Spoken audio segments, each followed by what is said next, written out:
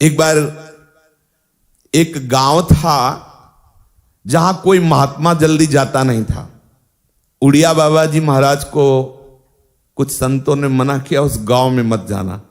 कुछ संत सिंहवत स्वभाव के होते हैं, बिल्कुल निडर। उनका क्यों न जाए?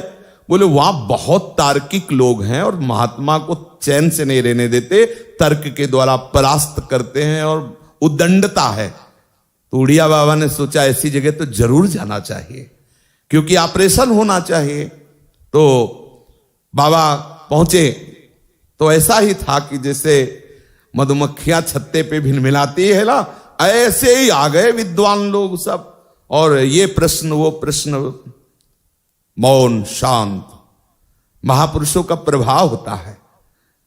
बाबा जब मुस्कुराते थे तो एक अद्भुत, जैसे चंद्रमा उदय होता है तो शीतलता और किरणें, ऐसे ब्रह्मबोध संपन्न महापुरुष जब मुस्कुराते थे तो माया का नाश करने वाली मुस्कुराहट होती थी।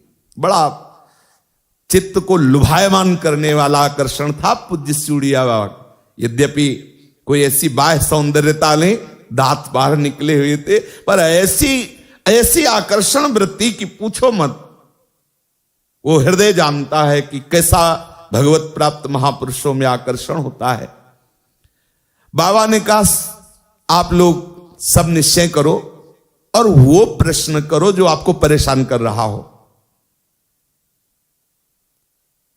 उन्होंने वेदांत में कुछ प्रश्न करने की चेष्टा की तो उनका इतनी आप में सामर्थ्य मुझे नहीं दिखाई दे रही कि आप इसका उत्तर समझ सके। आप और प्रश्न कीजिए। तो चूंकि ब्रह्मबोध संपन्न महापुरुष थे तो ऐसे संबोधन करने से ही उनको दृष्टि में ताकत होती। तो उनका महाराज एक प्रश्न का उत्तर दे दीजिए कि गृहस्थ बड़ा कि विरक्त बड़ा? बाबा जैसे महापुरुष, बाबा ने कहा कोई कितना भी बड़ा परमहंस हो लेकिन उदर का पोषण तो गृहस्थियों से ही होता है ना। वो आकर के अपना खप्पर वहीं फैलाता है जहां गृहस्थ होते हैं, और कोई न कोई गृहस्थ उनके उस खप्पर में टुकड़ा डालता है और वो उदर का पोषण करके ब्रह्म चिंतन करता है। धन्य है गृहस्थाश्रम जो ऐसे विरक्तों का उदर पोषण करता है। जय हो महाराज की जय। क्योंकि प्रायः सब यही कहते थे कि विरक्त आश्रम श्रेष्ठ है।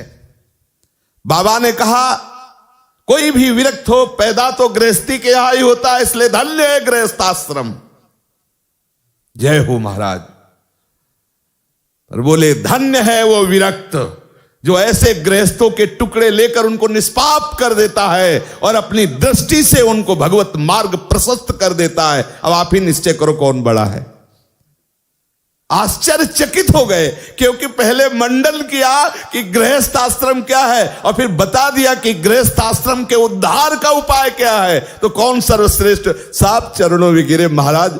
ऐसी वाक प्रवीणता तो मैंने देखी ही नहीं, क्योंकि गृहस्थ और विरक्त दोनों भगवत स्वरूप है।